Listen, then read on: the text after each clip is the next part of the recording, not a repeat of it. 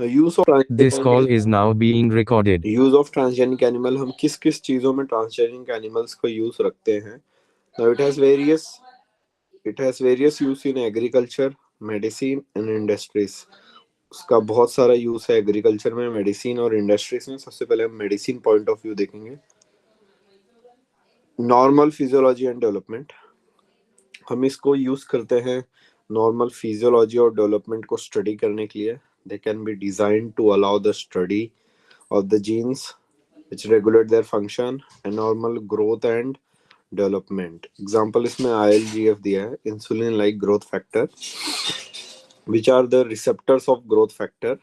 They can be used how it plays a role in growth. जैसे example है कि मान लो अपने को कोई एक फैक्टर देखना है, जैसे इसमें एग्जांपल दिया है ILGF का, इंसुलिन लाइक ग्रोथ फैक्टर का। अब ILGF क्या है? ये ग्रोथ हार्मोन का एक रिसेप्टर है, और हम सबको पता है कि ग्रोथ हार्मोन, अब एंटीरियर पिट्यूटरी से एक हार्मोन है जो बॉडी की ग्रोथ कराने के लिए रिस्पॉन्सिबल है। पर वो हार्मोन कैसे ग्रोथ कराता है? With the help of this receptor. अगर किसी के बॉडी में रिसेप्टर की कमी हो तो उसकी बॉडी में ग्रोथ नॉर्मल की कंपेयर में कम होती है। तो ILGF का रोल कैसे हार्मोन बेस पे काम करता है, ये सब स्टडी करने के लिए हमने ट्रांसजेनिक एनिमल के ऊपर इसकी रिसर्च की। सेकेंड, स्टडी ऑफ डिसीज, ये थोड़ा इंपॉर्टेंट है इसलिए मैंने यहाँ पे स्टार मार्क भी दिया है। B, study of disease. इसमें क्या दिया है? मेनी ट्रांसजेनिक एनिमल्स को हम डिजाइन करते हैं। Many transgenic animals are design to study how the genes contribute to the development of disease. हम उससे कोई भी डिसीज है जिसका कॉज जेनेटिक हो सकता है, उसको और डीपली स्टडी करने के लिए उसका क्या जीन से कनेक्शन है या जीन की वजह से कैसे वो रेगुलेट हो रहा है, ये सब स्टडी करने के लिए हम यूज कर सकते हैं। So many transgenic animals are designed to study how the genes contribute to the development of disease. Example, transgenic models are made for cancer, rheumatoid arthritis, Alzheimer species, and cystic fibrosis. Cancer, rheumatoid arthritis, Alzheimer species and cystic fibrosis, ये 4 disease के हमारे पास models हैं उनके genetic को study करने के लिए। NEET में डायरेक्ट क्वेश्चन आता है, find the odd man out with respect to the transgenic models. तो ट्रांसजेनिक मॉडल्स हमारे पास कितने हैं वो याद रखना पड़ेगा।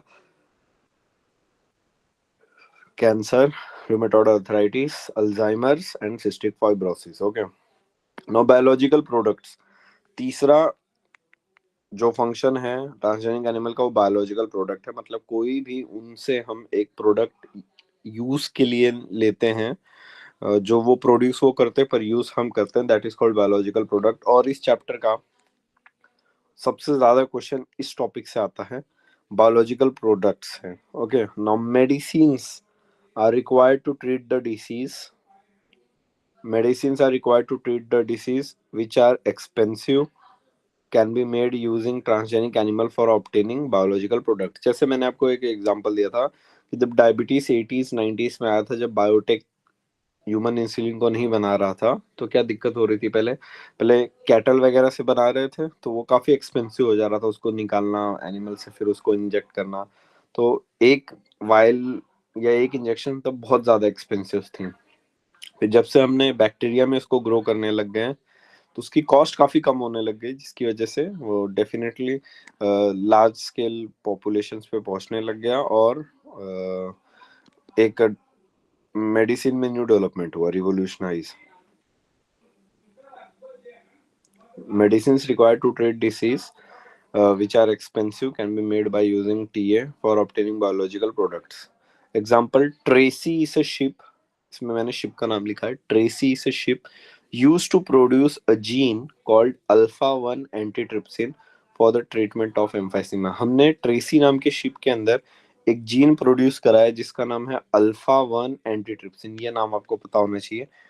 अल्फा 1 एंटीट्रिप्सिन जो है वो हमने ट्रेसी नाम के शिप से बनाया, किस ट्रीटमेंट के लिए? एम्फाइसीमा के लिए। एम्फाइसीमा आपको पता होगा ये क्रोनिक डिसऑर्डर है, इसमें मेजरली लंग्स की साइज बढ़ जाती है, और स्मोकिंग इसका मेन कॉजेटिव एजेंट है। Breathing and exchange of gases में हमने इसके डिसऑर्डर्स में पढ़ा था।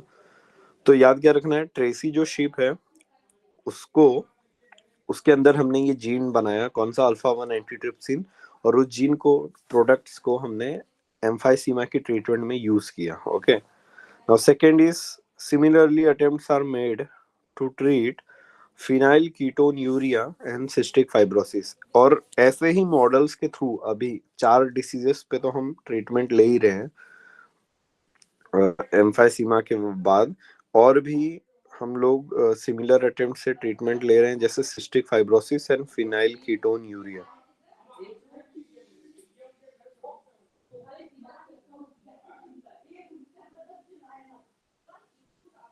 Similarly, attempts are made to treat phenylketonuria and cystic fibrosis.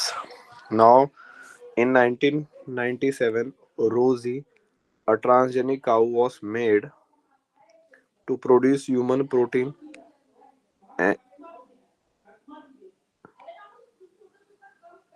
and rich milk.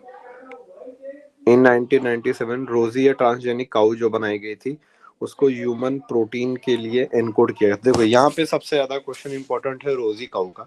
इसमें क्या किया, जो सबसे पहले काउ जिसका जीन मॉडिफाई किया था उसका नाम है रोजी. और उस काउ के अंदर उस काउ के अंदर सबसे ज्यादा वाटर का जो उस काउ के अंदर प्रोटीन लेवल काफी कम था. और प्रोटीन लेवल इतना कम था कि जब जो भी मदर्स लैक्टेशन पीरियड में मिल्क प्रोडक्शन कम होता था उस केस में थी सारी की सारी को मिल्क के अंदर प्रोटीन ज्यादा होता है. जैसे मैंने यहाँ पे लिखा है, नॉर्मल काउ मिल्क के अंदर फैट ज्यादा होता है, प्रोटीन कम होता है.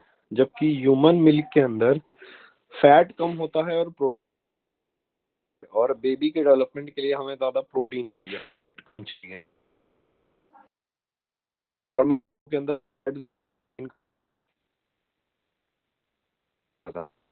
अब ह्यूमन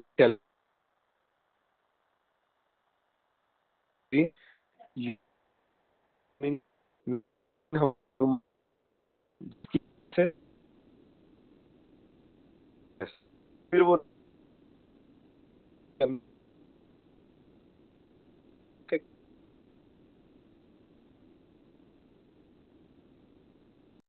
कर रहे हैं रेट्रोवायरस. ओके, अब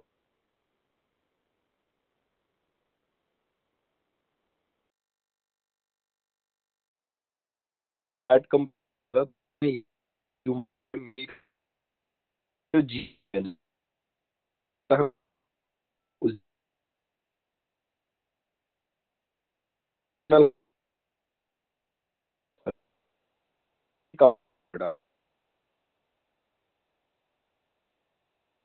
जो पहले प्रोटीन इंटेक बढ़ गया, हाई प्रोटीनिशियस मिल्क हो गया. और कितना हो गया, एनसीईआरटी ने वैल्यू दिया है 2.4 ग्राम प्रोटीन पर लीटर. 2.4 ग्राम प्रोटीन पर लीटर. 2.4 ग्राम प्रोटीन पर लीटर जो है मिल्क शुगर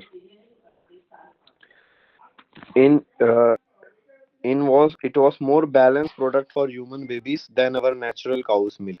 अब ये और बैलेंस प्रोडक्ट हो गया. पहले इसमें प्रोटीन कम था, अब 2.4 ग्राम प्रोटीन पर लीटर, ये लगभग नॉर्मल काउस के कंपेयर में ज्यादा प्रोटीनिशियस हो गया. So it was more balance product for human babies than natural cow's milk. Similarly एक टेक्निक है, यहाँ पे एनसीईआरटी ने सिर्फ इतना ही दिया है, मैंने एक एक्स्ट्रा पॉइंट लिखा है एनडी.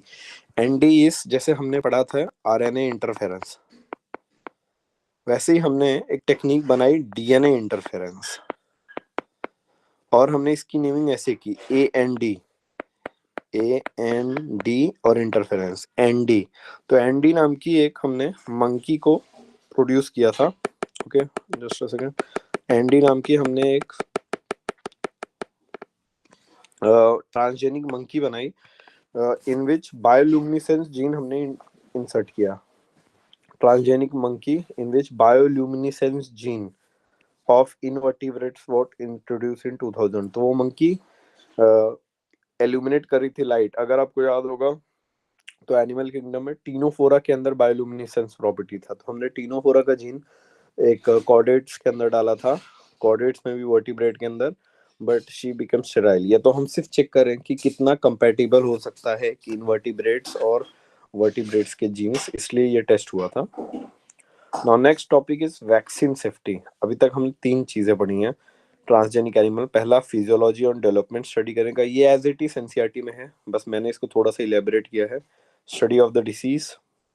थर्ड बायोलॉजिकल प्रोडक्ट, जिसमें हमने देखा अल्फा 1 एंटीट्रिप्सिन है और 1997 में प्रोटीन रिच मिल्क है।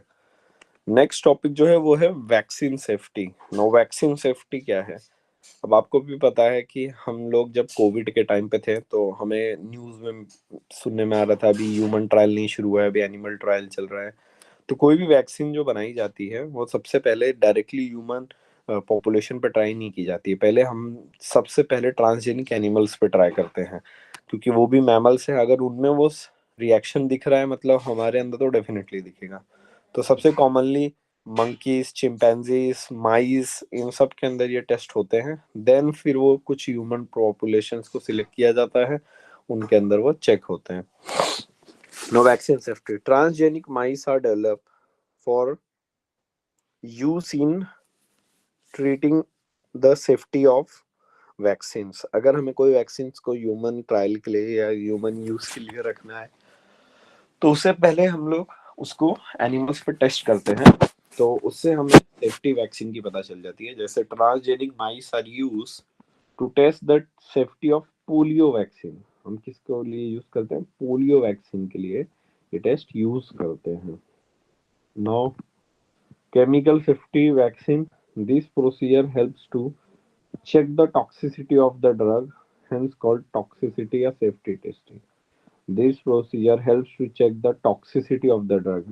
अगर हम चाहे तो जैसे हमें पता है कि हम कॉम्बीफ्लेम वगैरह या कुछ कॉमन टैबलेट्स के आपको उसका कॉन्सेंट्रेशन पता है, हम बोलते हैं हम पैरासीटामोल 650 mg लिए या 500 mg लिए, तो ये एग्जैक्टली वैल्यू ड्रग्स की डिसाइड कैसे होती है कि कोई ड्रग इतने में एकदम बेस्ट काम करेगा, बाकियों में कम काम करेगा। ये सब हम लोग भी एनिमल से यूज करते हैं। जब तक उसको वो जैसे पेन किलर कोई बनाई जा रही है तो एनिमल के अंदर कट मारने के बाद कितने देर में उसको पेन शांत हो रही है, किस डोज पे वो किस लेवल के डोज पे वो पेन रिसेप्टर्स इनहिबिट हो रहे हैं, उस हिसाब से हम एक ड्रग की ये चेक करते हैं कॉन्सेंट्रेशन। तो ये भी केमिकल सेफ्टी वैक्सीन के लिए, जैसे हम बोलते हैं कि 1 ml की वैक्सीन लगानी चाहिए, कुछ लोग में 0.2 ml लगाते हैं, तो वो सब भी सब कुछ कैसे टेस्ट करते हैं हम लोग एनिमल्स के ऊपर ट्रायल करके, तो that is use for chemical safety testing के अंदर आ जाती है। Okay, this procedure helps to check the toxicity of the drug, hence called toxicity safety testing. Now next use है एग्रीकल्चर यूज। मेडिसिन यूज खत्म हुआ, एग्रीकल्चर यूज में है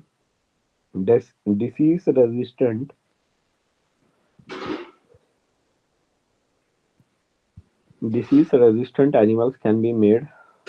हम कोई भी एनिमल को डिसीज रेजिस्टेंस बना सकते हैं। Example, transgenic animals like sheep and goat are used not only to obtain product but to treat them. Agriculture use के अंदर हम लोग disease resistant animals can be made. जैसे अगर मान लो कोई एक एरिया है, जैसे राजस्थान में अगर कैटल ब्रीडिंग बहुत होती है या शिप ब्रीडिंग बहुत होती है और वहाँ पे कोई एक कैलेमिटी फैली है, तो हम वहाँ पे क्या कर सकते हैं? हम वहाँ पे उस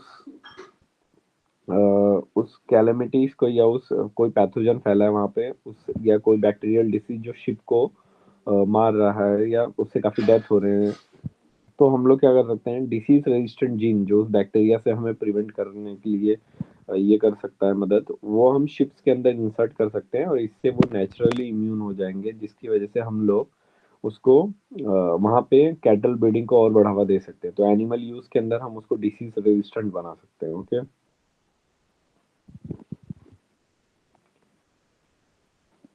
सूडोमोनास प्यूटिडा ये एक एक्स्ट्रा है, ये एनसीईआरटी में नहीं दिया है, तो प्लीज ये याद रखना। सूडोमोनास प्यूटिडा जो है ये एक बैक्टीरिया है जो यूज होता है ऑयल स्पिलेज वगैरह को चेक करने के लिए।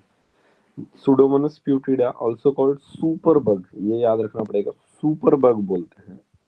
Pseudomonas प्यूटिडा is called super bug which is used in treatment of oil spill in seas and ocean। जब कहीं पे भी ऑयल स्पिल हो जाता है शिप वगैरह से, तो वहां पे एक्वाटिक लाइफ खराब ना हो तो हम सूडोमोनास प्यूटिडा जितना यूज करते हैं उतना जल्दी वो वाटर के अंदर वो स्पिलेज वगैरह को हटा देता है। Okay, use in treatment of oil spills in seas and ocean. Now ethical issues, हमने ये सब देख लिया, हम एनिमल्स की यूज कर रहे हैं एंड ऑल, बट हमने एथिकली क्या ये सही किया? हर एक ऑर्गेनिज्म को अपनी लाइफ, जैसे अब हम 95% माइस यूज करते हैं, तो हर साल 3 से 6 हज़ार के बीच में माइस यूज होते हैं टेस्ट के लिए। अब हमने इनसे पूछा तो नहीं कि इनकी लाइफ के बारे में, या हमने इनसे कंसल्ट नहीं लिया कि हाँ भाई हम आपको टेस्ट के लिए यूज कर रहे हैं, डायरेक्टली ये एथिकली सही नहीं है। और सिर्फ ह्यूमंस का नहीं है, और आपने एनिमल में देखा है, राइट फ्रॉम पोरीफेरा से लेकर मैमल्स तक, राइट फ्रॉम अलगी से लेकर एंजियोस्पर्म तक का है। बट ह्यूमंस क्योंकि सबसे डेवलप्ड स्पीशीज है अभी करंटली एरा में, तो हम लोग पूरे अर्थ को अपना ही समझ रहे हैं। कोई भी एनिमल को चाहा उसको यूज कर दिया, या हमारी वजह से कितनी स्पीशीज प्लांट की और एनिमल्स की एक्सटेंट हो रही है, तो ये एथिकली सही नहीं है। Ethical issues क्या है? Set of standards that have been used to regulate the activities in relation to the biological world. तो गवर्नमेंट का लोग ऐसे, कल कोई भी जीन मैनिपुलेट करके कल हमें रास्तों में नेचुरल ब्यूटी जो है वो नहीं दिखेगी। मान लो एक डॉग है जिसका फेस डॉग जैसा है पर टेल कैट जैसी है, जेनेटिकली मॉडिफाइड कर दे अगर हम ऑर्गेनिज्म को। एक शिप है जो पीछे से हॉर्स के जैसे दिखे, तो ऐसे ऑर्गेनिजम्स हमें ना दिखें। रिसर्च एक दूसरी जगह है, बट नॉर्मल जो फिजियोलॉजी है, जेनेटिक्स है, वो मेंटेन रहने चाहिए, उनको कुछ ना दिक्कत हो। इसके लिए एक स्टैंडर्ड बनाएगी, एक कमिटीज बनाएगी कि अप्रूवल देना चाहिए। अगर किसी को कोई रिसर्च करनी है एनिमल्स पे, पहले वो अप्रूवल मांगेगा कमिटी से, और उसके बाद अगर कंपनी को कमिटी को सही लगी, then they will approve it और दे विल रिजेक्ट इट, वरना उसके ऊपर वायोलेशन के चार्जेस लगाए गए। Now the manipulation of limiting organisms by human race cannot go further without regulations। हम लोग मैनिपुलेशंस एनिमल्स के तभी रोक सकते हैं जब जब कोई रेगुलेशंस बने हो, वरना तो उसकी कोई लिमिट नहीं है। Hence, Indian government has set an organization called GEAC, Genetically Engineered Approval Committee, Genetically Engineered Approval Committee, GEAC, जो डिसीजंस लेती हैं regarding the validating of GM research, genetically modified. GM का मतलब होता है genetically modified.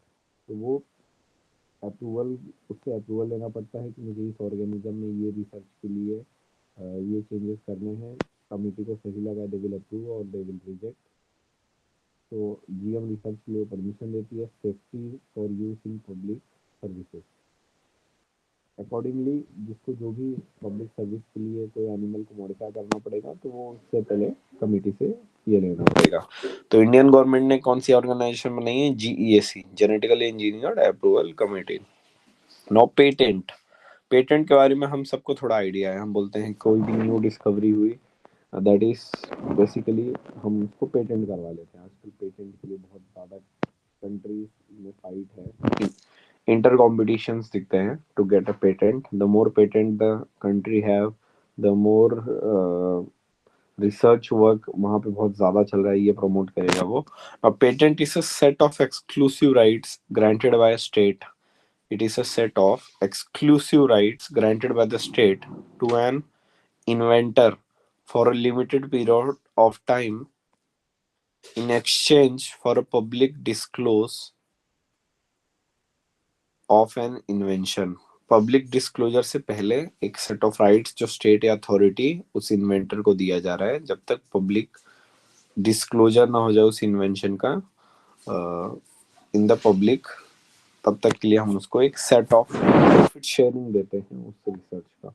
Now, there is a growing anger that certain companies are being granted the patent right for products and technology that has been used by people for a specific region or country। अब ये हम सबको पता है कि एक anger बढ़ रहा है। जैसे अफ्रीका एक अंडर डेवलप कॉन्टिनेंट है, या कंट्रीज में उसमें जो भी आती हैं अफ्रीका के अंदर कॉन्टिनेंट में, तो although they are very well settled with respect to resources, but वो लोग इतने डेवलप नहीं हो पाए। तो जो डेवलप कंट्रीज के कंपनीज हैं, जैसे अमेरिका की एक कंपनी है, मान लो उसको अफ्रीका के अंदर, जिम्बाब्वे के अंदर कुछ ऐसे नेचुरल प्लांट्स मिले जो कोई एक्ने वगैरह को क्लियर कर दे। अब कंपनी ने उससे मिलियंस कमा लिया, बट वहाँ के रीजनल लोगों को या रीजनल गवर्नमेंट को उन्होंने बोला ये तो कुछ भी नहीं है, इट इज वेस्ट, फिर हम इसको एक आधे प्रोडक्ट बनाने के लिए यूज कर रहे हैं। उन्होंने एकदम अच्छे से एक्सप्लेन नहीं किया क्यों, कि वो कितना इम्पोर्टेंट है वो प्लांट्स का। उन्होंने झूठ बोल के उससे कंपनी ने बिलियंस कमा लिए, बट वहाँ के लोगों को ना उसका अच्छा कंपनसेशन दिया गया और ना ही उस रिसोर्स के यूज के लिए प्रॉपर पैसे दिए गए। ऐसे कामों को हम बोलते हैं बायोपायरेसी। तो आगे हम यही पढ़ेंगे, बायोपायरेसी, फिर राइस को यूज करेंगे। Biopiracy, use of bio research by multinational companies and other organizations without the proper authorization and compensation from the country's people concerned with it। किसी कंट्री का बायो रिसोर्स यूज करना कोई बड़ी develop multinational company या country से without वहाँ के लोगों से प्रॉपर ऑथराइजेशन से पूछे बिना या उनको प्रॉपर कंपनसेशन ना दिए बिना, इसको हम बोलते हैं biopiracy. To avoid such issues, Indian parliament ने second amendment Indian patent bills pass किया है, जो टेक केयर करता है ऐसे इश्यूज का, पेटेंट टर्म्स का, इमरजेंसी प्रोविजन का and research and development initiation का। ओके, बायोपायरेसी या बायोपेटेंसी हमारे साथ ना हो, इसके लिए हम लोगों ने सेकेंड अमेंडमेंट बिल पास किया है जो इंडियन पेटेंट बिल से रिलेटेड है। आपको ये अमेंडमेंट्स याद रखने पड़ेंगे कि इंडियन पेटेंट बिल में कितने अमेंडमेंट हुए हैं, 2। सेकेंड अमेंडमेंट हुआ है रिसेंटली। बायोपेटेंसी का एक और इनका इशू है, there is a growing anger that certain companies are being granted the patent right for products and technology that have been used for a people of a specific region or country। जैसे ये इसमें NCERT ने जो example दिया वो बोल रहे हैं कि 1997 के आसपास एक अमेरिकन कंपनी थी जिसको राइस, बासमती राइस के ऊपर पेटेंट राइट मिला।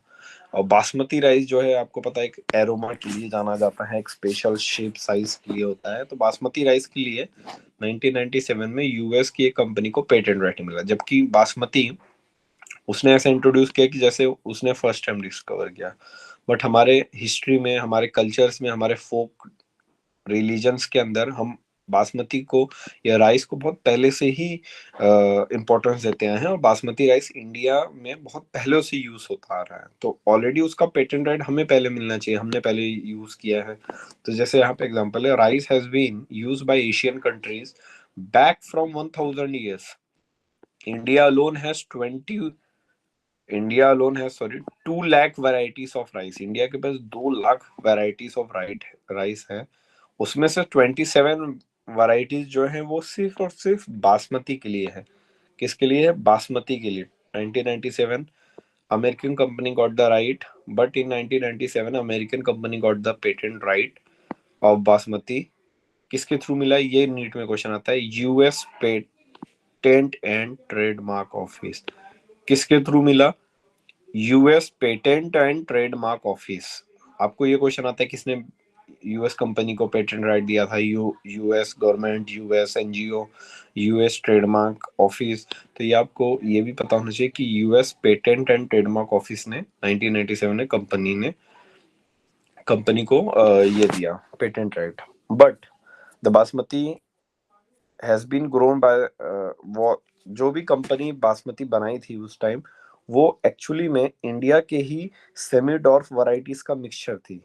तो इंडियन फार्मर्स जो उगाते थे वही को थोड़ा सा मॉडिफाई करके उन्होंने बासमती बनाया था, जबकि इंडिया में ये बासमती राइस कब से यूज हो रहा है। फिर हमने फाइट किया और फिर इंडिया को भी पेटेंट राइट में यूएस के साथ पार्टनर बनाया गया। तो ऐसे बहुत सारी चीजें हैं, जैसे एनसीईआरटी ने एग्जांपल दिया है नीम और तुलसी के मेडिसिनल इंपॉर्टेंस के ऊपर भी 1997 के आसपास या 8 में यूके की कंपनी को पेटेंट राइट मिला। फिर हमने फिर से फाइट किया कि भाई सुश्रुता के टाइम से, जब इंडिया में मेडिसिन की डिस्कवरी हुई थी बीसी में, 400 बीसी के आसपास, हम तब से तुलसी और नीम का मेडिसिनल इंपॉर्टेंस यूज करते आ रहे हैं। तो फिर वहां पे फिर से हमें उसमें शेयरिंग पेटेंट मिले। तो ऐसी बहुत सारी प्रोडक्ट्स हैं जो जिसमें इंडिया बहुत पहले से ही कुछ चीज़ों में डेवलप है, बट उसके पेटेंट राइट हमारे पास नहीं है। तो गवर्नमेंट ने ये सब बायोपायरेसी और बायोपेटेंसी जैसे इनकम्पेटेबिलिटी इश्यूज के ठीक करने के लिए second amendment Indian patent bills को पास किया है, जो ऐसे सारे इश्यूज को देखती है और वर्ल्ड लेवल पे हमें जस्टिस दिलाने के लिए वर्कआउट करती है। Okay, that's how the chapter and. एक बार आप रीड कर लेना। इसमें बहुत सारी चीजें हैं एप्लीकेशन में जो न्यूमेरिकल है, जैसे 1997 में बासमती पेटेंट राइस का इशू है। सिमिलरली एक और क्वेश्चन आ जाता है 1997 में, और क्या हुआ था 1997 में, रूजी काऊ के अंदर हमने अल्फा वन एंड लैक्टैल्बुमिन जीन भी इंसर्ट किया था। तो आपको ईयर देखना है, एली लिली कंपनी ने कब यूम्यूलिन बनाया था 1983 में। तो ये आपको थोड़ा डाटाबेस टर्म्स जो है वो याद रखना पड़ेगा। ओके, तो घर पे जाके एक बार रीड मारना और आपके क्वेश्चन सॉल्व करना, आपके पास जो भी मटेरियल्स हो। Okay, thank you students.